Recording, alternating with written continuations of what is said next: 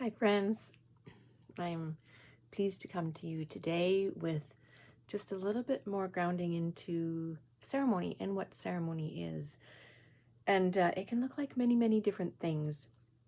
But what is most important is the preparation and the planning. And so ceremony is like this empty form. It's like this space in time that we set aside to ground into ourselves, to connect with divine, for healing, for transformation, for fun. I really like to incorporate a lot of fun in my own personal ceremonies as well, which can look like many, many things. So ceremony is this ritual, this time that we set aside, and it can be accompanied by custom or tradition, or you can create your own customs and traditions that reflect who you are and what kind of a ceremony that you want to design. So ceremony can be something that we do on a regular basis, and I really encourage us to bring ceremony in. It used to be a part of our upbringing or our ancestry, is this concept of ceremony and celebration and healing and holding space for ourselves and for others. And so when we're moving into these spaces of personal ceremony, what does that look like? So it can look like many, many things. And I incorporate smudging into my ceremonies. So I like to work with different types of smudges, like this is sage, this is Palo Santo. I've got a little bit of sweetgrass here and a little bit of cedar as well. So whatever elements that you have, it can be incorporated in. Yarrow also is lovely for smudging with. Just whatever that calls and resonates to you. St. John's wort also. So it depends on what you have around your area. I always like to have something that represents animals and our flighted beings. So feathers can be really helpful to help smudge the space before you engage in your ceremony. So I like to bring those elements in. How long is a ceremony, and what else would you bring in? Well, I always have fire, so I love to have candles burning during a ceremony as a way of clearing the space and also as something to focus on. So sometimes we need something to kind of bring our minds back to where we are in this present moment, and candlelight is an excellent way to do that by just watching the flickering of the candle and communing with fire and allowing that presence to just be curious, just watch the movement of the flame. I often incorporate crystals or rocks or gems or things that are important to me or that are meaningful to me. I also like to bring in different figurines or different things that represent play to me or safety. So when I was young, I used to play with little things. I had little figurines, little toys. And so those are often part of my ceremony because it speaks to just that inner child and that safety and that fun and pleasure. And I hear other people also notice that different beings that resonate with them often come and support them in ceremony. So these are welcome in my ceremony spaces.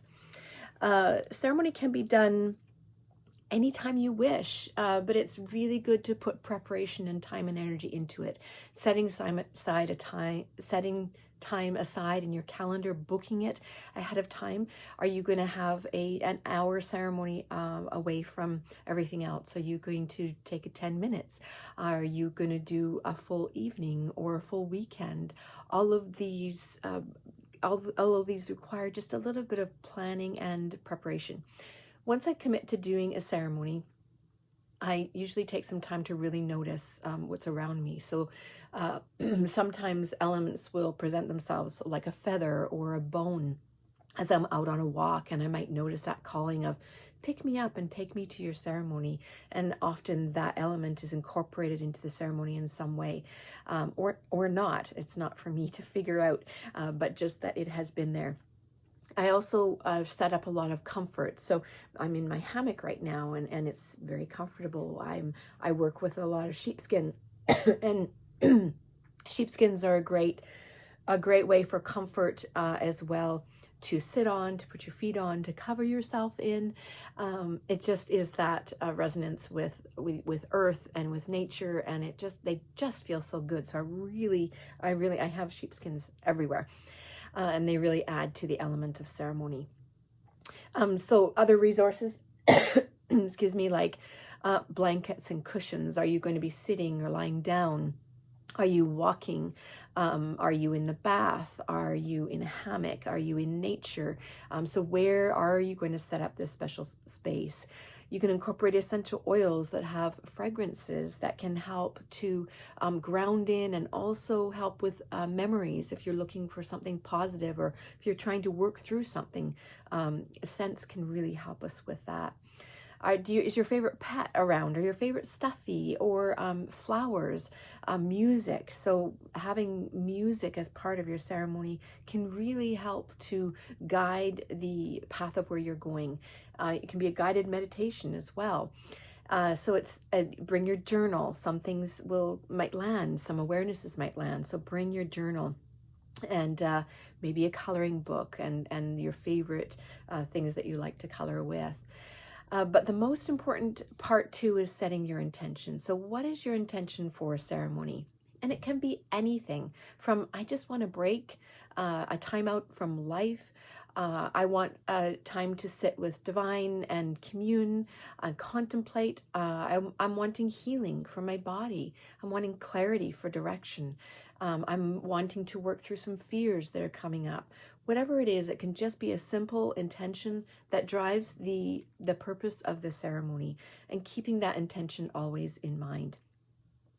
And just walk into this space without expectation, and maybe a bit of curiosity and anticipation. These are all really good things.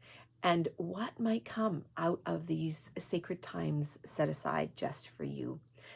So set up that space, book it into your calendar, make sure that when you're in the ceremony, you're clear of distractions and interruptions. You've got a sacred, safe space to be, daytime, nighttime, whatever works best for you, and wherever location works best for you. Are you going to have a guide? Are you going to do this on your own? Are you working with plant medicines or without? Any of these options are options for you. So this is a lot. I've talked a lot about different ways of moving forward, and I have a cannabis ceremony guide that I'd like to offer you that goes through some of these points and more, and also offers, oh, somebody's coming, also offers a playlist of music as well. So I'll drop the link below. Sorry about that. Smoke is letting me know somebody is here. So I'm going to drop the link if you'd like that guide. Take care and happy ceremony.